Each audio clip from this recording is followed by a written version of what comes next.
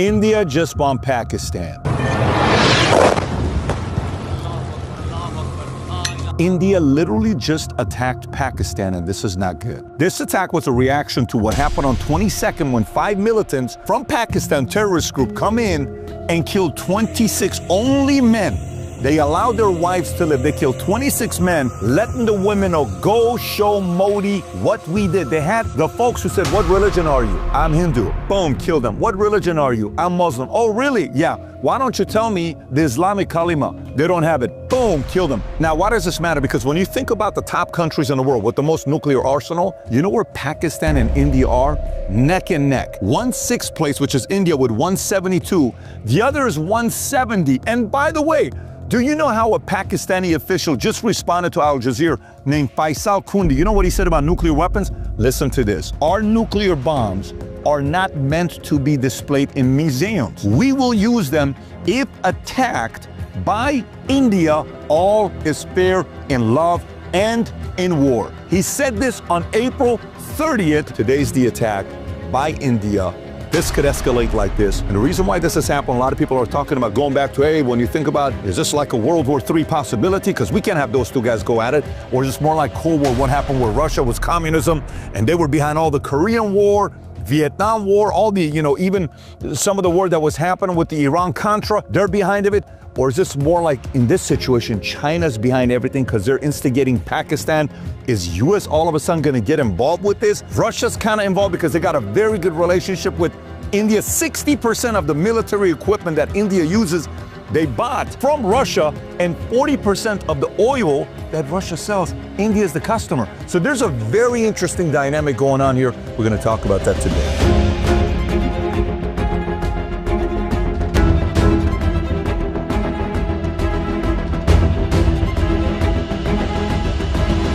Okay, so if you get value out of this video, give it a thumbs up and subscribe to the channel. If you want the notes, stick around till the end. I'll tell you how to get it on a circle that we have on Monex. So why should you and I care about this as an American? If you're a business owner, you're an entrepreneur, why should you care about this? The reason why this is a little bit scary for a lot of people is because China is not happy with what's going on with tariffs. Trust me, no one is feeling the pain more than China. Nobody is. 22nd, those Muslim terrorists from Pakistan attacked the 26 people and killed them. 25th, Apple comes out and announces we're moving our 60 million iPhones away from China and we're going to go to India. Even though they had announced it on April 7th earlier that they're thinking about it, but the 25th, it becomes official. You think they're happy? Then Dell, HP, bunch of other people are announcing that they're leaving China. This is not a good thing for China. China's sitting on saying, holy moly, what are we going to do about this? By the way, some people are calling this as a possibility of the last time the Wuhan lab, a virus has leaked out of the Wuhan lab, but China didn't do it. We don't know the definitive answer to that. It comes from China. And then the entire world shut down. This could be one of the ways of China's temper tantrum, saying, you don't know what kind of power we got? Watch what we're going to do. You want to move your stuff to India? We're going to poke Pakistan into going and attacking India. And we're going to make your life a living hell. Behind closed doors, proxy type of wars that may be happening. So before we go through all these points that I have, I think it's important for us to know the history of why do people from Pakistan, Muslims, and people from India, Hindu, why do they hate each other as much as they do? So in 1947, British India was divided in two different independent states. India, majority Hindu, and you got Pakistan, majority Muslim. The division was chaotic and violent, leading to mass migration of millions and the deaths of estimated 1 to 2 million people. Kashmir, a princely state with a Muslim majority population but ruled by a Hindu Maharaja, became the immediate flashpoint. So Maharaja initially wanted to stay independent, but faced with an invasion by Pakistani tribal forces, he acceded to India. So majority Muslim, but Hindus running it, so they acceded to India, which is kind of interesting, problematic, similar to Donbass, Crimea, or even Gaza, West Bank. Hey, it's ours. No, it's ours. No, it's so Nagorno-Karabakh also in Armenia. So no, it's Azerbaijan. No, it's Armenia. That constant battle that's taking place, similar situation here. So that led to the first Kashmir War that started in 1947 and ended in 1949 with a UN-brokered ceasefire, which caused Kashmir to be divided, which is Indian-administered Kashmir and a Pakistani-administered Kashmir, referred to by Pakistan as the Azad Kashmir. So that's the first war. Then we have the second war that starts in 1965. Again, Kashmir. Pakistan attempted to foment insurgency in India, Kashmir, resulted in a full-scale war between India and Pakistan, ceasefire brokered by Tashkent Agreement, again, mediated by the Soviet Union, little territorial change, but deepened hostility. Then that led to the Bangladesh Liberation War 1971, when East Pakistan, now Bangladesh, sought independence from West Pakistan. India supported Bangladesh independence fighters. War resulted in the creation of Bangladesh, a humiliating defeat for Pakistan with 90,000 of their troops. We're talking 90,000 of troops surrendering. And by the way, keep in mind, we can go to the Kargil War in 1999. We can talk about the different terrorist attacks. We can talk about what happened in 2001 with the parliament attack, when terrorists attacked the Indian parliament,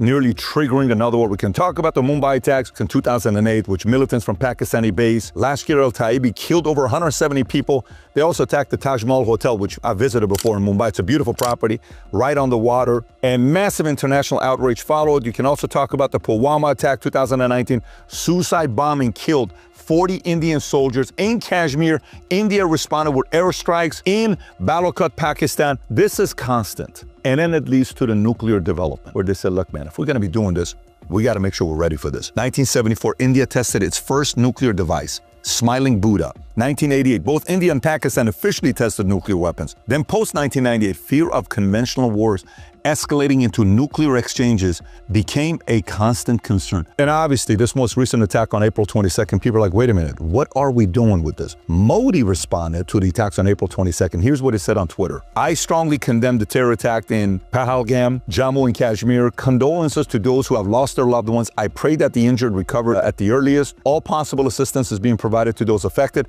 Those behind this heinous act will be brought to justice. They will not be spared. Their evil agenda will never succeed. Our resolve to fight terrorism is unshakable, and it will get even stronger. April 22nd, 2025, at the time, 33.5 million views. Everybody's watching what this man had to say. So now, Modi is saying this, and then Pakistan comes on and says, well, listen, we're denying this. We were not behind this. We didn't do anything like this. This is not us. This is a terrorist organization. We would not do something like this to India. You know, this is not something we want for it to be escalating, etc., etc. Anyways, you can either believe him or not believe him, but typically when this happens, Pakistan likes to say, we were not the ones behind. So now we have to think about what the response is. Obviously, India just bombed Pakistan, but we got to think about what else happened. Number one, terror response. India played severe retaliation, potentially military or covert, and accused Pakistan of state-sponsored terrorism. The attack was claimed by a group linked to Lashkar-e-Taiba. I talked about it earlier. Number two, water issue. Watch this one here. Water treaty suspended. India puts the Indus Water Treaty on hold, citing Pakistan continued support for terrorism. This threatens Pakistan's critical water supply and raises tensions immediately. And Pakistan comes back and says, wait a minute, if we're dealing with water, this is a treaty that we signed a long time ago. In 1960, between India and Pakistan, a water distribution agreement that allocates the use of Indus River and its tributaries between the two countries. It was brokered by the World Bank and divided the rivers into western rivers, Indus, Jhelum, Chenab, for Pakistan, and eastern rivers, Ravi, Beas, Sutlej, for India. Pakistan labeled this, with the water, as an act of war and a violation of one of its nuclear red line. That's what Pakistan said about the water. Number three, land travel block. India shut down border crossings and ordered Pakistani nationals to leave. Pakistani mirrored the action. Bus and train links had already been suspended. Number four, airspace closed. Both countries banned each other's airlines from using their airspace. The ban is in place until May 24th, possibly longer. Number five, sea access blocked. All ship travel between India and Pakistan is banned. Each side has blocked access to their ports for the other's vessels. Number six, visas canceled. India revoked nearly all visas for Pakistanis, including medical ones, and ended the SAARC visa program. Pakistan did the same. Number seven, diplomatic expulsions. India expelled Pakistani defense attaches and cut embassy staff by nearly half. Pakistan responded identically and suspended the Simla agreement, which underpins the line of control framework. Number eight, trade and financial pressures. Pakistan suspended all trade with India. India, unaffected economically, instead pushed for FATF sanctions and IMF loan reviews to choke Pakistan financially. Number nine, sports cut off all sports ties. High-profile gestures of goodwill were retracted following the terror attack. Number 10, social media bans. India blocked Pakistani YouTube channels, social media accounts of celebrities, and even ex-Prime Minister Imran Khan's account, citing national security concerns. 11, military posturing. India conducted missile tests and increased military presence along the line of control, which is kind of like the border between the two. That's where we're doing the testing. It's like, hey, here's what we're doing. Just watch this. be ready. Something may happen. And guess what Pakistan did? Same exact thing. 12, internal lockdowns. India has detained over 2,000 individuals in Kashmir under anti-terrorism laws and demolished homes of suspected militants, actions that have drawn criticism for human rights violations. Now, here's the thing that Pakistan has. There's something they call the nuclear doctrine and red lines, meaning if you cross the line. Remember how earlier we talked about in this water treaty that they had many years ago from 1960, that's one of them. Next one, territorial laws, red lines. That means we're gonna use our nuclear weapon on you. Military destruction, economic strangulation, political destabilization, and internal subversion. Guess what? One could say all of these are happening right now. You know what's crazy about this whole thing? Think about India and Pakistan, right? Imagine who is the last country you would think in the Middle East to say, hey guys, you got to pump the brakes and find a way to control and exercise restraint. What is the last country in the Middle East that you think would say that to India and Pakistan? You ready? Iran. Iran's foreign minister urging both nations to exercise restraint. You know how weird that it's like a criminal that's killed 29 people, gone to jail, he's killed a bunch of your guys. Like, look, man, you don't need to do this. This isn't the right thing to do. Bro, what are you talking about? Iran's telling them, don't fight. Even the UN Security Council discussing the issue and calling for de-escalation and dialogue. Everybody is concerned that this could get nasty. So let me step back and kind of process this here together with you. Let's go to the positive and then let's talk about the negative. Right? What's the positive? Right here, you're sitting there saying, well, what side is Russia on? Is Russia on Pakistan's side? Because Russia and China, BRICS, they should be on the same side together, right? Well, no, BRICS is also India, but then China and Russia, are they not going to have an issue together? Is Xi going to be able to call Putin and say, hey, you better stay out of this one? Is Putin going to say, I don't know about this, man. India, 60% of their military supply comes from me. India, 40% of oil they buy from me. I'm sanctioned by a lot of different guys, but these guys are still doing business with me. I'm going to be on India's side. You better not be on their side. Who else is going to be on Pakistan's side? Think about that. China is pissed off because India is getting the business. And if this thing gets even uglier, could US have to get involved? And this leads to the whole thing with Russia, Cold War, US communism. I don't know, but this is something definitely to follow very, very closely because, again, China is desperate.